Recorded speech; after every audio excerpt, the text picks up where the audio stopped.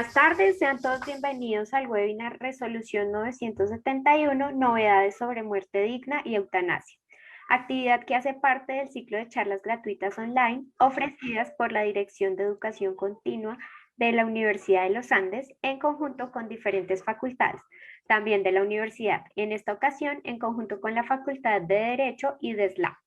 Con este espacio buscamos ofrecerles nuevas alternativas para que continúen aprendiendo en cualquier momento de su vida. Antes de iniciar, queremos contarles que tendremos un espacio para responder sus preguntas, así que los invitamos a enviar sus inquietudes escribiendo por Zoom en el espacio de preguntas y respuestas. Y si nos acompañan por Facebook Live, por favor escríbanos en el espacio de comentarios. Les recordamos que este evento está siendo grabado, por lo tanto a través de correo electrónico les enviaremos el enlace para que puedan volver a verlo. Sin más preámbulo, el día de hoy nos acompaña como panelistas de este evento Lucas Correa Montoya, abogado, magíster en planeación urbana y en Derecho Internacional y en Derechos Humanos, experto en educación inclusiva. Se desempeñó como asesor del Ministerio de Educación Nacional y actualmente es el director de investigaciones de SLAM, en donde lidera la estrategia Escuela para Todos. Lucas, bienvenido. Camila Jaramillo también nos acompaña. Ella es abogada, magíster en periodismo, investigadora asociada de SLAM y líder de la estrategia Toma el Control para proteger el derecho a morir dignamente en Colombia. Sin más preámbulo, entonces damos la bienvenida a nuestros panelistas. Agradecemos también a la facultad y a ellos por acompañarnos y hacer posible este evento. Bienvenidos.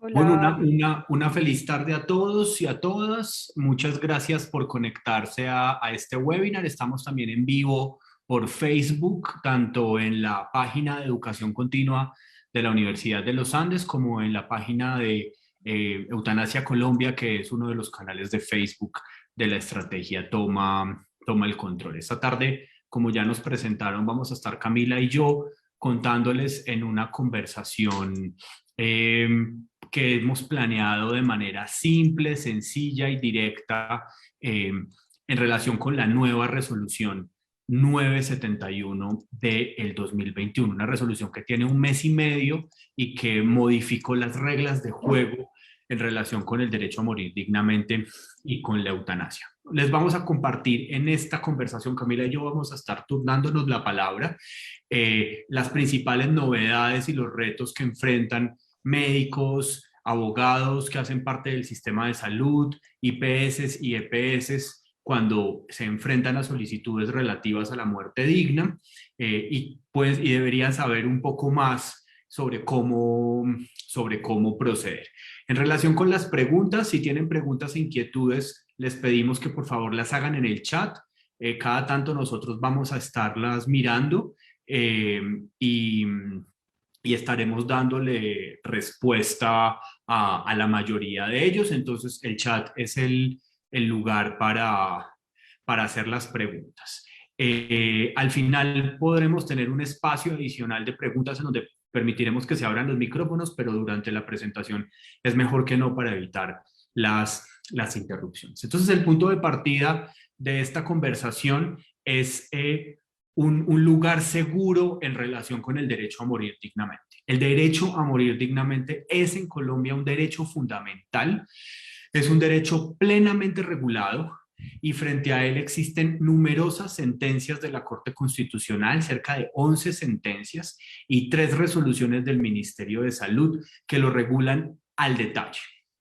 Esto quiere decir que no es cierto, como en muchos casos se afirma, a veces en medios de comunicación, otras veces en conversaciones comunes y corrientes, muchas veces también en entornos hospitalarios, que la muerte digna y particularmente la eutanasia no sea un derecho.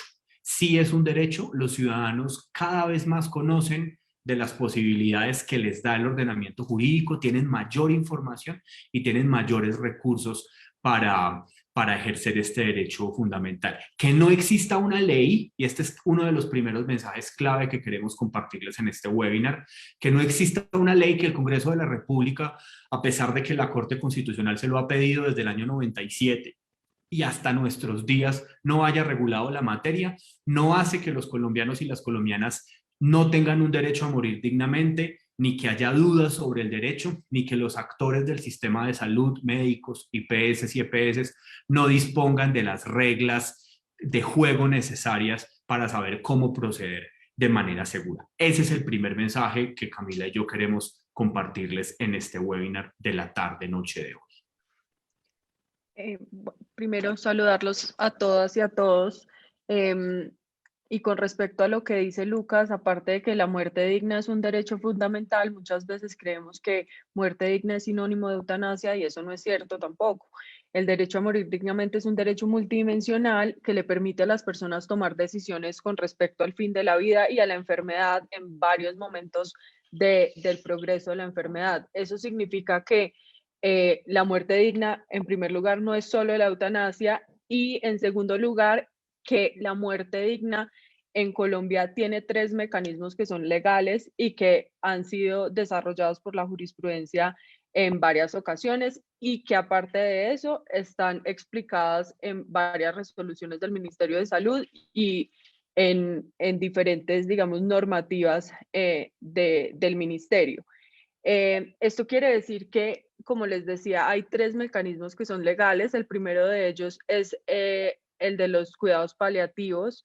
Esto está en una ley expedida por el Congreso de la República y los cuidados paliativos se refieren a todos los cuidados que deben recibir las personas y sus familias cuando padecen de una enfermedad grave y crónica. Esto no solo para enfermedades terminales o cuando ya se está como frente a la muerte, sino que son los cuidados con respecto a la enfermedad, tanto en lo físico como cuidados emocionales y espirituales para que la persona tenga un desarrollo, digamos, personal frente a la muerte mucho más amable, ¿no?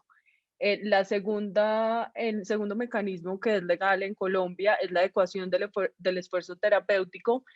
Nos hace falta una reglamentación un poco más clara sobre este mecanismo, pero tanto la Corte como el Ministerio nos ha brindado unos parámetros donde entendemos que la adecuación del esfuerzo terapéutico es limitar o, como la definición lo dice, adecuar los tratamientos o procedimientos a las que las personas tienen acceso cuando tienen una enfermedad.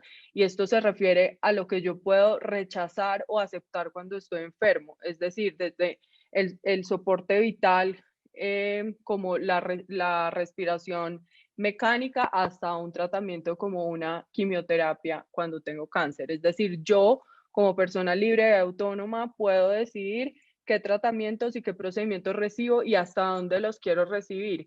Esto también incluye, por ejemplo, la reanimación cardiopulmonar o la alimentación parenteral, es decir, todos los tratamientos que podamos imaginarnos. Y por último, el tercer mecanismo se refiere a la muerte asistida a través de la eutanasia y que se refiere a cuando un médico causa la muerte de una persona que lo ha solicitado así. En este momento sabemos cómo se debe acceder a este procedimiento, cuál es el trámite, quiénes son las personas autorizadas para recibir la eutanasia, quiénes la deben practicar. Entonces, como lo que les explicaba Lucas, es cierto que hay un derecho que está regulado, hay un derecho que sabemos cómo ejercer y que en realidad una de las barreras que tenemos actualmente es el desconocimiento de las reglas y las normas que son aplicables, y ese es el verdadero obstáculo que enfrentan las personas, y es el desconocimiento dentro del sistema de salud y por fuera del sistema de salud para poder acceder al derecho a morir dignamente, no solo a través de la eutanasia, sino a través de los cuidados paliativos, que es algo que hay que fortalecer, y a través de la adecuación del esfuerzo terapéutico, que es otro mecanismo que muchas personas no saben a quién solicitarle. Los médicos, digamos que hay veces se presenta el ensañamiento terapéutico. Entonces, no es cierto que no haya una regulación, lo que falta es expandir el conocimiento y la información a otros sectores para que los responsables y las familias, es decir, los usuarios del sistema, sepamos cómo acceder a estos mecanismos. De hecho, la resolución 1216 del 2015 fue la primera norma que específicamente le brindó al sistema de salud y a los profesionales de la medicina las reglas concretas para practicar la eutanasia. Entonces, ya como Camila nos planteó cuando hablamos de muerte digna, no hablamos únicamente de eutanasia, pero de aquí en adelante nos referiremos solo a ella porque ese es el objeto central de esta nueva reglamentación. El derecho a morir dignamente existe en el imaginario de los colombianos y las colombianas desde el 97. La gente recuerda la sentencia de Carlos Gaviria. Lo que no recuerda es que entre el 97 y el 2014, los profesionales de la medicina fueron puestos en el limbo. La Corte Constitucional les decía, pueden practicar los procedimientos de eutanasia, pero no se brindaron unas reglas claras y esto hacía que los médicos enfrentaran un altísimo riesgo legal cuando practicaban este procedimiento. Por eso en el 2015 la Corte Constitucional verificó esta barrera y le ordenó al ministro de Salud, hoy día el señor rector de la universidad, reglamentar la eutanasia y reglamentar las reglas específicas para llevar a cabo ese procedimiento. La resolución 1216 del 2015 estuvo vigente alrededor de unos 6 años más mal contados y bajo esta reglamentación se llevaron a cabo cerca de 155 procedimientos eutanásicos en Colombia, siempre con una cifra ascendente, excepto en el año 2020 por efectos de la pandemia. Pero en el año en que más procedimientos tuvimos cerca de 44 procedimientos realizados, principalmente en Medellín y en Bogotá. El pasado 1 de julio, el Ministerio de Salud expidió una nueva resolución. Derogó por completo la resolución 1216 del 2015 y expidió la nueva resolución 971 del año 2020. Una resolución que recoge los principales logros de la resolución 1216. Es una buena resolución. Nosotros, particularmente Camila y yo, monitoreamos al Ministerio de Salud y somos altamente críticos con su gestión, pero esta es un buen ejercicio. Es una buena resolución, es una norma clara, concreta, que recoge lo que se había aprendido en la resolución 1216 e incorpora una serie de novedades que permiten corregir como algunos de los aspectos que se habían encontrado en la gestión. Este webinar es un espacio para conocer estas novedades, pero en el mes de octubre, DESCLAP, en conjunto con la Facultad de Derecho y Educación Continua de la Universidad de los Andes, lanzará un curso específico de educación continua, diseñado especialmente para profesionales de la medicina, para abogados que estén inmersos en el sistema de salud, para directivos de IPS y de EPS, que les permitirá, ese curso nos permitirá profundizar en cada una de estas novedades y tener las herramientas prácticas para saber cómo actuar y cómo proceder de manera segura, pero también garantizando los derechos de la ciudadanía cuando las personas y los pacientes nos hacen solicitudes de muerte digna en nuestro consultorio. Entonces, en este punto, les recordamos que pueden hacernos las preguntas en el chat. Vamos a comenzar ya en materia, después de esta introducción, con las principales novedades y los principales cambios que esta resolución nos presenta. El primer cambio, y era algo que nosotros desde DESCLAP insistíamos mucho y nosotros lo llamábamos la barrera del médico tratante, es que ahora todos los médicos son competentes para recibir las solicitudes de eutanasia.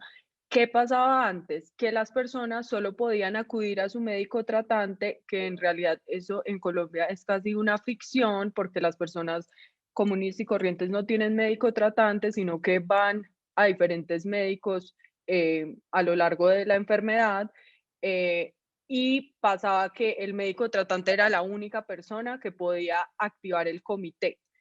Actualmente, cualquier médico o médica que reciba una solicitud de eutanasia debe tramitarla, y eso significa que lo que debe hacer es ingresar a un sistema de solicitudes e ingresar la información de la solicitud. Y eso implica unas responsabilidades para el profesional de la medicina que reciba la solicitud, porque esa persona debe verificar por primera vez si los requisitos se cumplen por parte de la persona que hace la solicitud.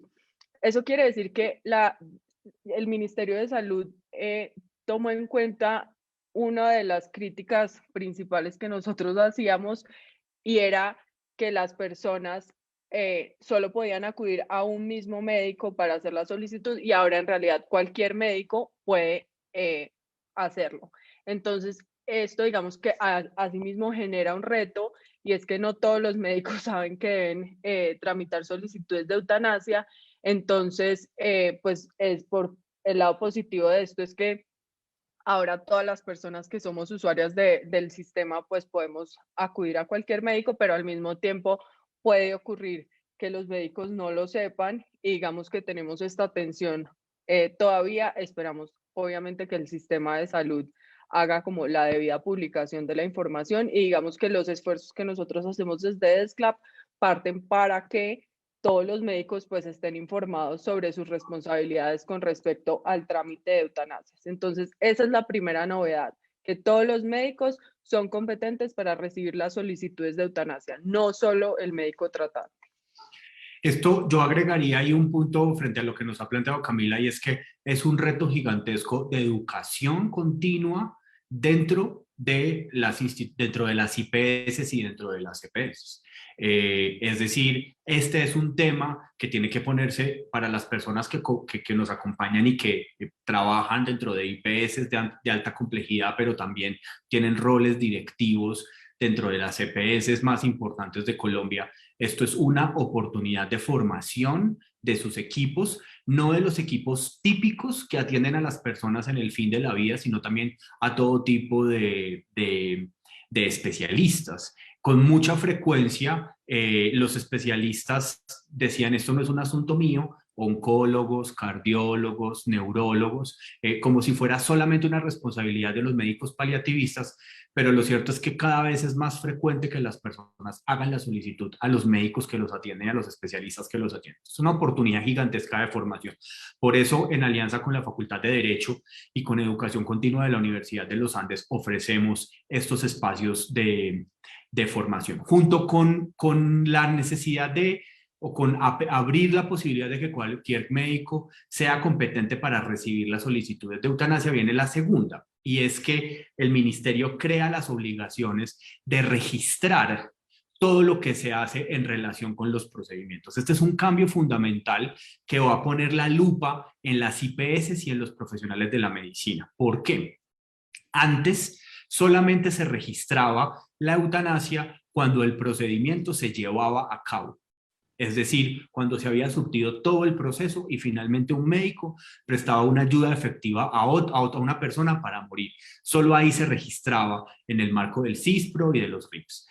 Hoy día, por orden de la Corte Constitucional y por presión judicial nuestra, el Ministerio creó el registro desde el mismo momento en que el ciudadano hace la solicitud. De manera que se crean 3 registros que yo voy a explicar, no con mucha profundidad. Pero el primero es el que ya nos mencionó Camila, cuando el paciente o la paciente le indica al médico su deseo de acceder a la eutanasia, debe registrarse, no únicamente en la historia clínica, debe registrarse en un sistema especialmente creado para ello. Luego, la activación del comité debe registrarse, que se activó el comité, y luego se debe registrar la decisión final del comité, si el comité decide aprobar o si el comité decide negar el procedimiento. Esto va a hacer que a la vuelta de unos meses vayamos a tener una absoluta trazabilidad de las peticiones. Lo que pasaba antes es que muchas veces las solicitudes se perdían porque los médicos las recibían verbalmente y no se tramitaban o se perdían en las oficinas de correspondencia o de atención al ciudadano de las EPS. Con esta obligación de registro vamos a tener plena certeza de si el médico recibe, registra en las primeras 24 horas, activa el comité se activa al día siguiente y se toma una decisión en los siguientes 10 días. Esto va a ser mucho más transparente el proceso de cara a los órganos de control y de cara a los ciudadanos, pero por supuesto va a significar una mayor responsabilidad por parte de los prestadores del servicio de salud porque hay un mayor nivel de monitoreo. Ese es entonces la segunda novedad que queremos compartirle en este webinar. Tenemos una pregunta, no sé si quieres que las vaya haciendo al final. Es la de Joana, ¿verdad? Sí, sí, la de Joana. Joana Poveda nos pregunta, buenas tardes, quisiera saber qué aspectos tienen en cuenta la ley para decir cómo se debe morir dignamente. Bueno, un poco, Joana, aquí, como ya Camila nos lo había explicado, el derecho a morir dignamente le da a los ciudadanos hasta ahora tres mecanismos legales: acceder a una oferta de cuidados paliativos, poder adecuar los tratamientos, es decir, rechazar, interrumpir o modificar los tratamientos que me brindan. Por ejemplo, no quiero que me entuben, no quiero que me hagan más quimioterapias, no quiero que me pongan el marcapasos o comencé las quimioterapias y no quiero seguir. Se trata de una adecuación del esfuerzo terapéutico. Y finalmente, la eutanasia, es decir, cuando una persona cumple tres requisitos: tiene una enfermedad grave e incurable, ha manifestado su voluntad de manera clara y expresa, y la enfermedad que tiene le genera sufrimientos físicos y psicológicos incompatibles con su vida de dignidad, puede solicitar que un médico le ayude a morir cuando se cumplen esos tres requisitos. Entonces, el derecho a morir dignamente brinda múltiples opciones para distintas personas en distintos momentos de su vida y en distintas creencias. No todos tienen que acceder a los tres mecanismos. Algunos pueden simplemente quedarse en los cuidados paliativos, otros pueden llegar hasta adecuar el esfuerzo terapéutico y otros pocos llegarán a ejercer su derecho a través de la eutanasia. Eso es un poco lo que plantea la ley. Ya te ponemos en el chat otros recursos. Si revisas la estrategia Toma el Control, ahí vas a encontrar mayor información sobre el tema. Camila, ya te doy paso a ti. Bueno, la tercera novedad, que en realidad eh, no se trata de una novedad en el sentido de que no existiera antes, sino que nos dio más claridad a las personas sobre cuál era el rol de la objeción de conciencia institucional, es que la resolución nos dice claramente que la objeción de conciencia institucional no está permitida. ¿Esto qué significa? Que las IPS, EPS, el personal administrativo y los profesionales de la medicina y demás profesionales de la salud que reciban las solicitudes y deban hacer el trámite de eutanasia no pueden ser objetores de conciencia. Solo se puede declarar la objeción de conciencia por parte del profesional de la medicina que es asignado para practicar la eutanasia. ¿Esto qué quiere decir? Que todas las personas que están en el proceso de trámite y solicitud no pueden declararse objetores de conciencia. Es decir, si yo le digo a mi médico, quiero acceder a la eutanasia, convoque el comité, el médico no me puede decir, no, yo soy objetor de conciencia, entonces no le puedo ayudar. Eso ahora está prohibido. Y lo mismo pasa con el servicio de la interrupción voluntaria del embarazo. Y en realidad ha sido como una construcción conjunta. ¿Por qué? Porque como es la prestación de un servicio de salud, el único objetor es el que practica el procedimiento. O sea, es decir, el único profesional que puede declararse objetor es el que va a practicar el procedimiento. El resto de personas involucradas en el trámite no pueden declararse y mucho menos lo puede hacer una entidad. ¿Por qué? Porque la jurisprudencia de la Corte nos ha explicado en un montón de sentencias que las personas jurídicas no tienen creencias, es decir, un hospital o una EPS, al ser una empresa o una prestadora del servicio de salud, que es un derecho fundamental también, no pueden declararse objetores de conciencia porque las personas como personas naturales, o sea, como individuos, somos las únicas personas que tenemos unas creencias y que decimos, estoy de acuerdo con esto, estoy en desacuerdo con esto. Entonces, es muy importante que sepamos que si somos parte del sistema de salud, nuestro empleador, ya sea IPS o EPS, no puede declararse objetor de conciencia. Así dentro de la junta directiva haya personas de ciertas religiones, así la IPS sea parte de unas monjas o unos tipos de curas, no está permitido. Entonces, digamos que esto es una novedad en el sentido de que ya por escrito formalmente en un artículo de la resolución se establece que está prohibida la objeción de conciencia institucional y que nadie que haga parte del trámite de la solicitud puede declararse objetor de conciencia.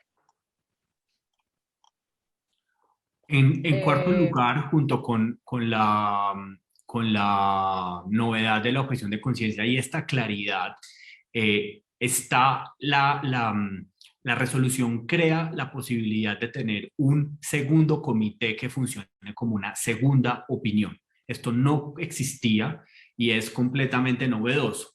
Lo que sucedía en la resolución anterior es que si el comité de la clínica de la IPS negaba el procedimiento, a la persona el único recurso que le asistía era acudir a la acción de tutela para que a través del proceso judicial se verificara lo que había sucedido. Eh, Sin embargo, eso es un problema porque en el fin de la vida las personas muchas veces no tienen los recursos emocionales, ni el tiempo, ni la resistencia, ni la resiliencia para acudir, buscar abogados y acudir a los jueces cuando hay una situación de fin de vida. No quiere decir que no lo haga y de hecho nosotros desde DESCLAP asesoramos y representamos personas ante el sistema judicial, pero la resolución acertadamente crea la posibilidad de que haya una segunda opinión, que haya un segundo comité, sobre la base de que el comité en su primera versión puede no ser infalible. Y entonces, así como los ciudadanos tienen derecho a pedir segundas opiniones de sus diagnósticos, de las citas con especialistas, se abre la posibilidad de convocar un segundo comité cuando la decisión del primer comité es negativa o contraria a los deseos de las personas y del paciente. Estará por verse y esto además va a generar una mayor, eso es lo que nosotros esperamos, va a generar mayor seriedad en relación con los comités. Hay IPS que tienen unas prácticas internas fantásticas, tienen unos comités tremendamente serios y fortalecidos, pero hay otras que no. Hay otras que no. Hay otras que no conocen bien de qué se trata el comité, ni quién tiene que integrarlo, lo confunden con un comité de ética tradicional, entonces terminan embarrándola justamente por falta de conocimiento de quiénes deben integrar ese comité y particularmente qué es lo que debe decidir ese comité.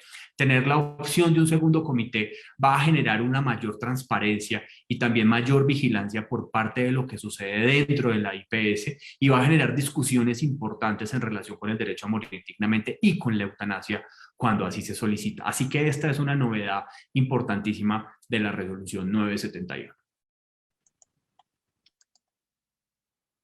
Otra de las novedades es que por fin pudimos saber qué ocurría con los extranjeros no domiciliados en Colombia y esta resolución nos dice que las personas, solo las personas que hayan em, estado domiciliadas en Colombia al menos durante un año podrán acceder a la eutanasia en Colombia.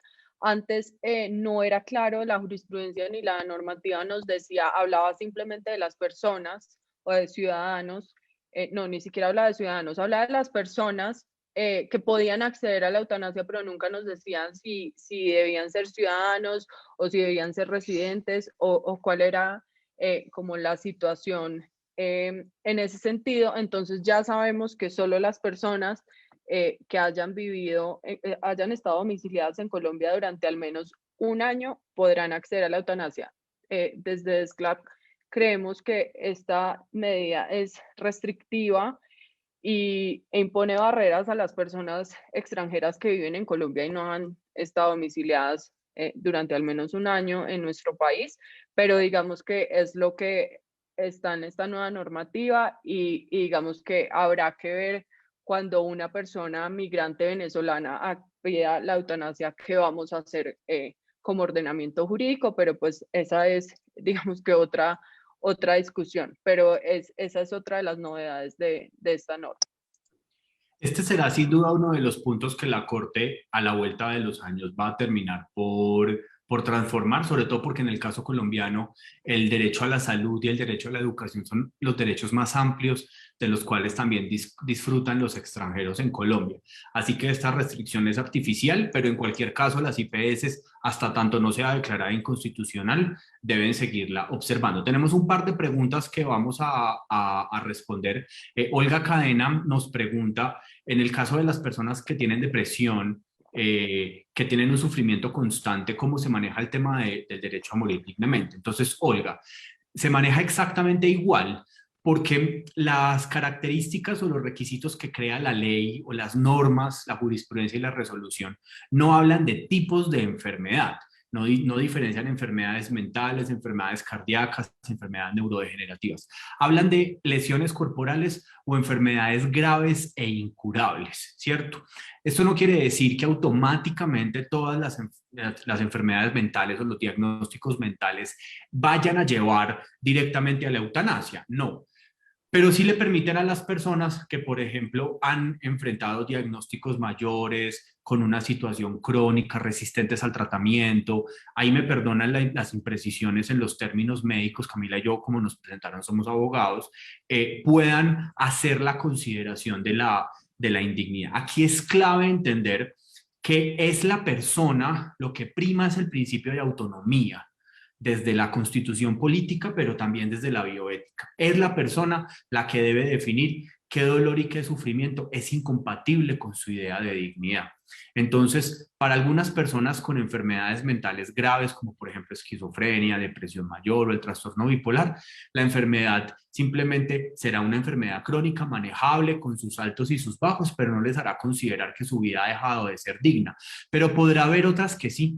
Podrá haber otras que sí y que producto del diagnóstico de enfermedad mental consideren que el sufrimiento al que están expuestos es un sufrimiento incompatible con su vida de dignidad. Y la valoración del sufrimiento es una valoración subjetiva, es una valoración que le corresponde a la persona, ¿verdad? Existen instrumentos técnicos por los cuales los profesionales de la medicina valoran el sufrimiento, pero la decisión final sobre qué tipo de sufrimiento es considerado indigno o no, o es incompatible con la idea de dignidad, le corresponde a cada persona. Así que no nos extrañen que a la vuelta de unos meses, seguramente pocos meses, tengamos solicitudes de personas con enfermedades mentales que quieran ejercer su derecho a morir dignamente, principalmente porque en una sentencia reciente de la Corte Constitucional se eliminó el requisito de enfermedad terminal. Entonces, eso abre la posibilidad a enfermedades que típicamente no eran consideradas en enfermedad terminal, pero que sí tienen un alto impacto en la calidad de vida. Y Olga Vega nos pregunta, ¿cómo opera con las personas en situación de discapacidad? Los padres o tutores no tienen límite en la solicitud. Entonces, Olga, en Colombia ya no existen personas incapaces y las personas con discapacidad no son personas automáticamente incapaces o declaradas interdictas. Todo lo contrario, la reciente ley 1996 lo reconoció como personas plenamente capaces. En ese sentido, si una persona con discapacidad hace la solicitud, se debe tramitar igual que se tramita con cualquier otra persona y se debe verificar que el consentimiento sea libre, expreso, que la persona tenga una conciencia de la decisión que está tomando, una idea de muerte, una conciencia sobre la muerte, sobre la finitud de la vida, etcétera. Puede suceder que una persona con discapacidad no haya manifestado la voluntad como lo exigen las normas y en ese sentido es probable que el procedimiento se niegue, pero no porque tiene una discapacidad, sino porque no cumple con el requisito del consentimiento. Así como puede haber otras personas con discapacidad que no tengan ningún inconveniente y que terminen por acceder a la muerte digna a través de la eutanasia. La resolución 971 no hace ninguna diferenciación. Y Camila nos pregunta por algo que tiene que ver con la ley 1996 y tiene que ver con cómo operan los apoyos en la decisión personal por optar a la eutanasia. La persona puede utilizar apoyos, ¿cierto? Sin embargo, quien valora la decisión debe valorarla directamente a esa persona. Es decir, no puede ser que una mamá que funge de apoyo solicite la eutanasia de su hijo y no se valore la decisión de su hijo. El apoyo puede existir, pero la decisión de acceder a la muerte digna es una decisión personalísima y por tanto no puede sustraer o sustituir la voluntad de una persona. Y Susan nos pregunta para seguir. Lucas, Dime. un segundo. Yo creo que tú vas a seguir explicando las valoraciones, entonces creo que esta pregunta tiene que ver con las valoraciones y la atención.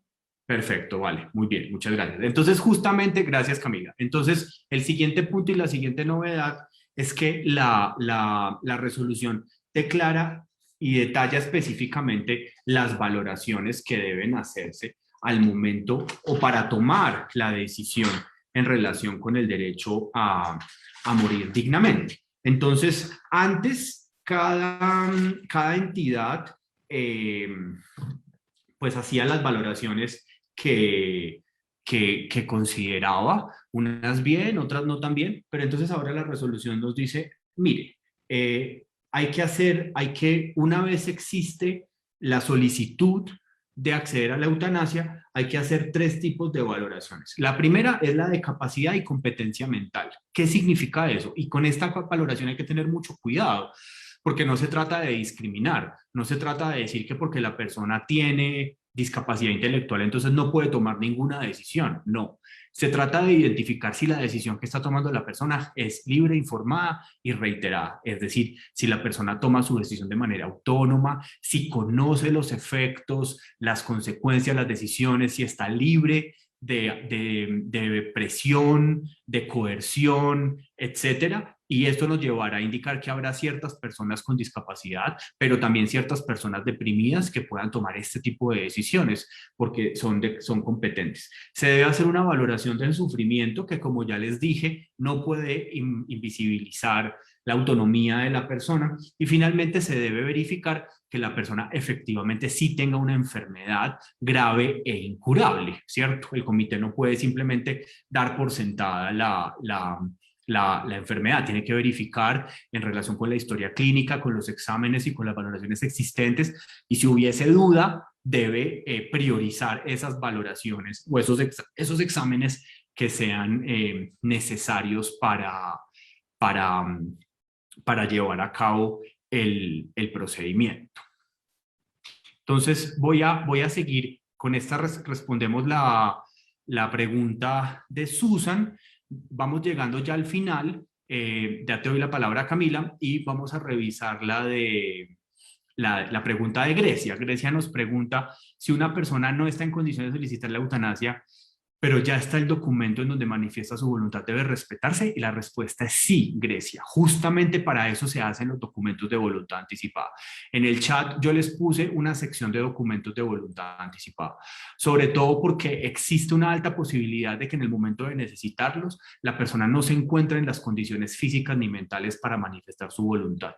Si la persona no tiene un documento de voluntad anticipada, lastimosamente en Colombia no es posible llevar a cabo las eutanasias hoy. Esperamos que eso en el futuro cambie. Por eso es importante firmar el documento de voluntad anticipada, y cuando el documento de voluntad anticipada existe, esa voluntad debe respetarse.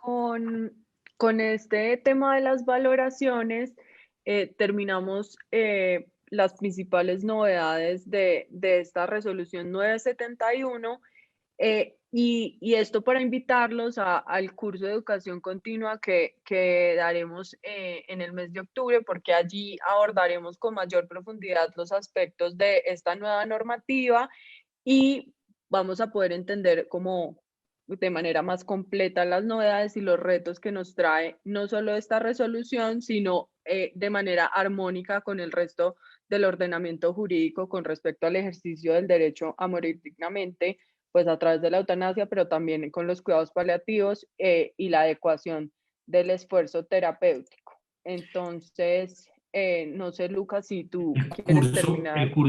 El curso además no solamente es un curso de derecho ni de exponer la resolución, sino que es un curso que nosotros hemos diseñado con ejercicios prácticos, con estudios de caso que nos permitan enfrentarnos a situaciones difíciles, a saber cómo actuar y cómo actuar con seguridad. Una de las principales preocupaciones de los profesionales de la medicina es: esto es un procedimiento muy complejo el que se va a hacer, estamos decidiendo sobre la vida y la muerte, y frente a eso tienen toda la razón.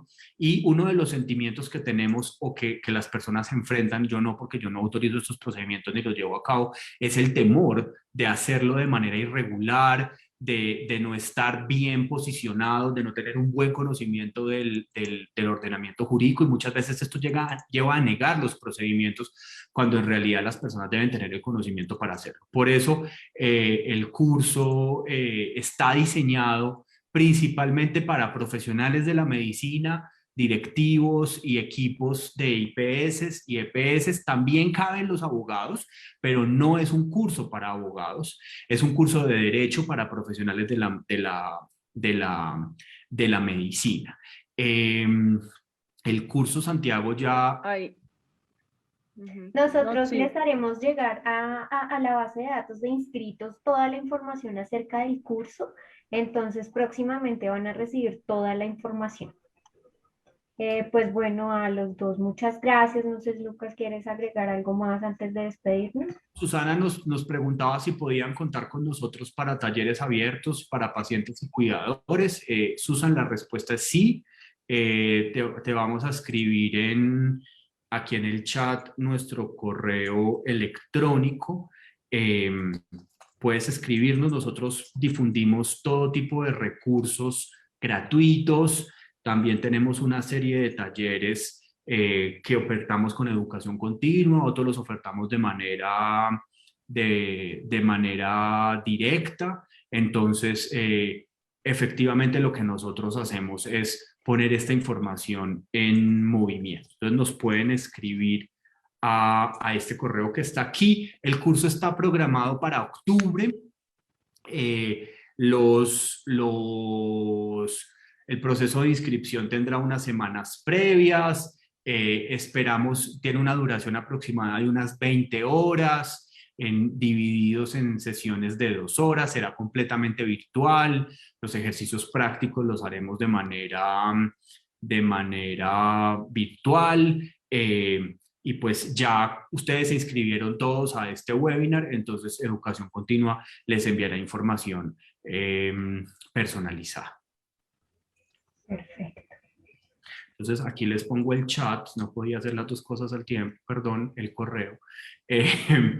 Y bueno, Catalina, ya te dejamos a ti la palabra. Perfecto, muchas gracias a los dos, a los asistentes también por compartirnos todas las preguntas, a ustedes panelistas y a la Facultad de Derecho y TESLA. Acabamos de compartir por el chat un enlace que les pedimos abran antes de irse. Es una encuesta muy corta en la que podrán contarnos cómo les fue en esta actividad.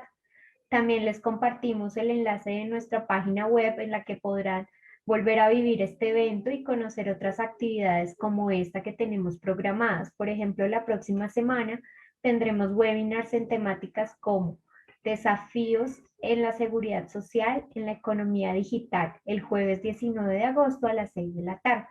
Y también herramientas de valoración ambiental, costos ambientales ocultos de la industria agroalimentaria el jueves 26. En esta página también podrán conocer todos los contenidos digitales que la universidad está liderando en este momento. De nuevo, muchas gracias a todos por su participación. También muchas gracias a los asistentes que nos acompañaron en nuestro Facebook Live. Esperamos que esta actividad haya sido provechosa para ustedes y que nos sigan acompañando en el resto de actividades programadas. Que tengan una feliz noche. Nuevamente, gracias por participar y nos vemos en la próxima.